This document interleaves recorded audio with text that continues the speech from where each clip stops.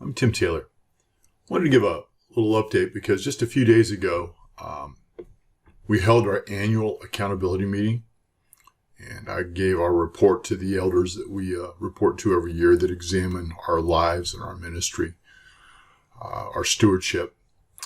And as I began to prepare for this, I remembered how we were called to the ministry in Jerusalem in October of 1991. And actually, here's a picture from the trip, whereby these two prophets ended up prophesying to Brenda and I on the trip about our call into the ministry. And that led to a series of events that by 1992, actually May 10th, which was Mother's Day in 1992, Brenda and I were actually commissioned in the ministry. And Watchman Ministries International was launched, and we started to walk out the vision God gave us. And, candidly, as I was preparing this report this year, because see, this year is our 30th year of ministry.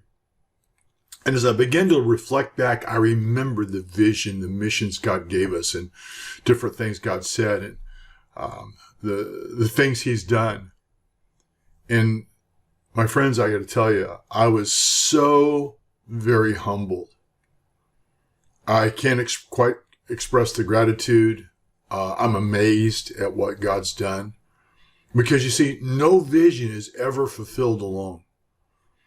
And you're always serving a bigger vision. And then there's those that you're called to disciple and mentor, and they come serve with you. In that process together, God connects you together. So as I look back, I think about how grateful I am for the relationships and people God brought into our lives.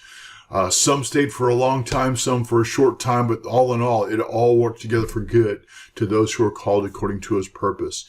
And we are so, again, just so very grateful.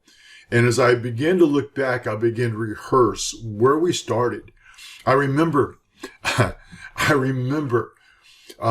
praying in our house.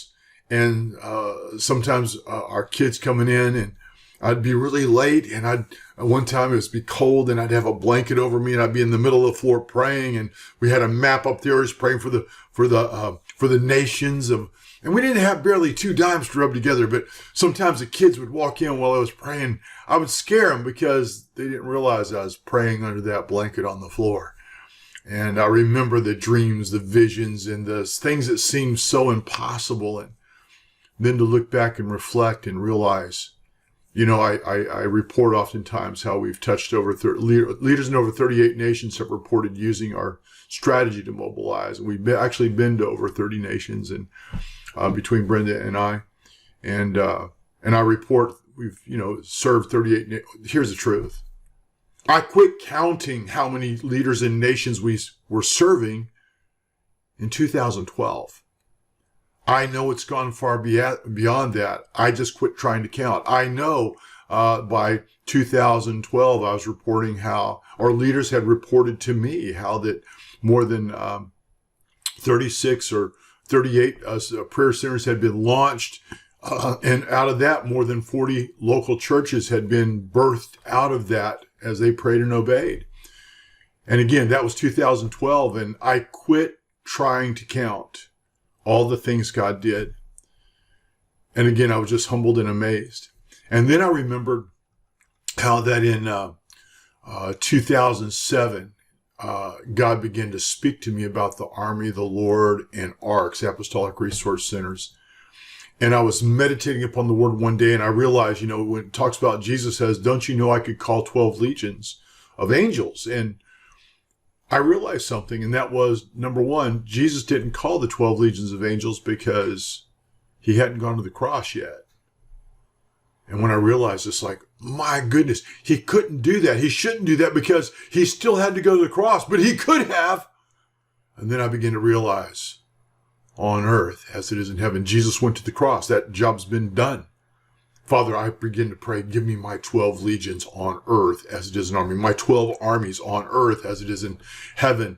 And I begin to, part of my experience in the military was you sometimes would pass in review and parade. And I actually pulled a picture off from, and this is a license-free one, from the Australian war memorial. It's a war memorial day, or when they honor their folks in the military, and they're marching in review. And it was kind of that picture that I had, because see, way back when in the early 90s, and then later the Lord reminded me about the arcs and 12 armies in 1992, but also in 2007, 2008, I began to see these armies, these columns, these tribes in the body of Christ marching in review with a banner, with a guide on, with the flags leading the way, and each one their unique representation of their ministry. And I saw the fivefold and the seven spheres, which is represented here in our newsletter that I just sent out. And then I began to reflect about the people God had connected them to the Kingdom League family and tribe.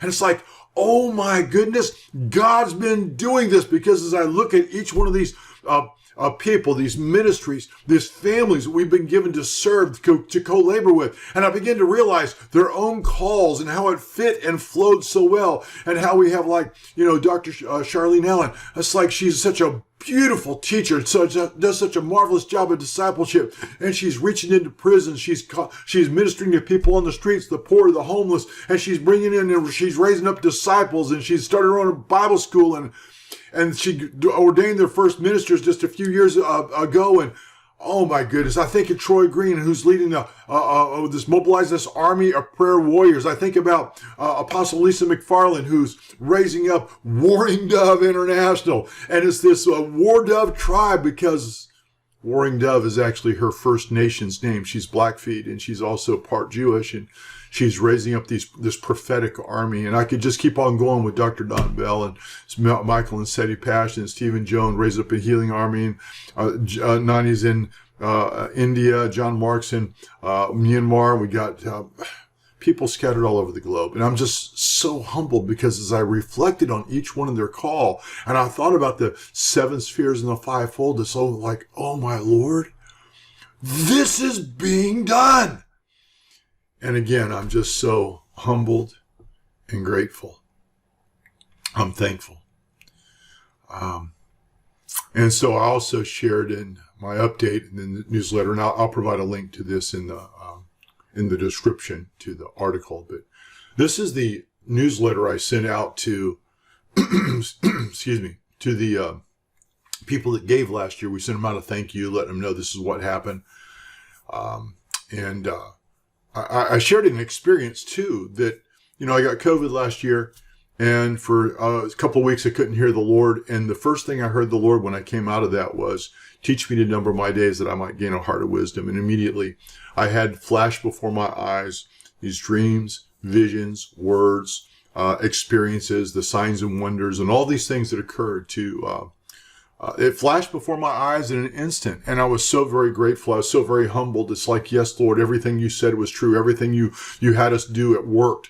And Father, it's making an impact.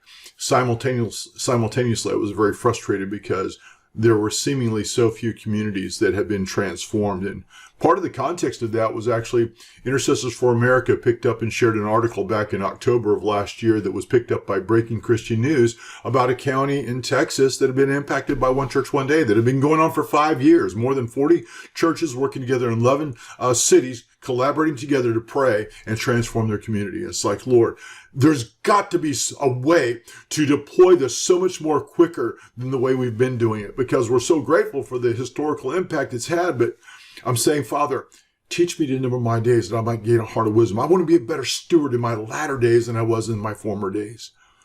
And so that led to, I'm pioneering the concept that we're going to be deploying something called Tim Taylor training in this coming year. And so just know that we're pioneering that. The next thing is to know is, that is actually a focus on leaders in the 7 mountains, specifically those that are passionate about transforming communities. And I'm going to be trying to find a better way to find those people, train and equip them, and show them how to tap into one of the most untapped, underutilized resources in communities, and that is the praying church. In addition to that, I also shared how in this past year, I started 2021, reporting in 2020 how we were censored. Well, candidly, the censorship hasn't lessened, it's actually gotten greater. And so numerous platforms have either censored me and or restricted me. Recently, I just heard from Facebook that they have censored or restricted the Facebook account too, not for myself personally, but also they have done myself personally, but now they've also done it for Kingdom League International, where we can't advertise or anything like that. So that's going to be changing how we promote certain things and get the word out. But suffice it to say, we're going to be looking to change and make a number of changes in this coming year that will simply prepare us to better position us to continue to speak the truth. We're going to continue utilizing these platforms that even censor us, knowing that there is somewhat of a following and we still reach some people, and we're going to continue to be a voice. And here's the truth. I refuse to comply with a lie. And I want to continue proclaiming the truth, because you shall know the truth, and the truth will make you free. My friends, that's part of our job. Our Satan, our adversary, traffics in lies and deceit. Our job is to destroy the works of the evil one. That's what Jesus did, and that's what we're supposed to do, and that's what I intend to do. I also want to share, some of you have followed us on the persecution that's occurring in a certain nation that I actually don't want to mention because our logarithms will pick it up on, but you know who I'm talking about. They bombed our prayer center. They bombed the village next to the prayer center. And anyway, I shared the challenge that went on because our orphanage basically tripled in size in just like one day, basically, because all the relatives went to them seeking to find shelter. There was I shared about the various people that were shot, killed, bodies burned, that kind of thing. I got to tell you, we are so humbled and grateful. I'm so pleased to report we've had enough generous folks respond such that the next 3 months have been taken care of. Actually, January through March have been taken care of. As far as meeting the needs that we understand thus far, y'all can just keep on praying that our communication lines and supply lines can stay open so that we can actually get them the aid that you've given. So anyway, I just want to give you that report. We're really excited about this coming year, and I want to wind this up by saying, for those of you that have allied with us, that are part of our Kingdom League family, Kingdom League tribe, the ministers, and or you're part of the fellow workers, or you're one of these people that have been around for ages and ages who are part of the Davidic company, I got to tell you how grateful and thankful we are for you. We pray for you guys regularly and are expecting God to work powerfully in and through your lives. So I just pray the Lord bless each of you. And I want to again just thank you. And this whole thing was not to, it's just to honor God, because Brenda and I certainly remember where we started. We certainly remember all the flaws, all the weaknesses, all the challenges, all the seeming impossibility, how unprepared we were. At the same time, God launched us, and we've been being conformed to his image along the way. And we're so, so, so very grateful. Again, I pray the Lord bless you, keep you, make his face shine upon you, give you peace. And again, just thankful for all of you. Bless you.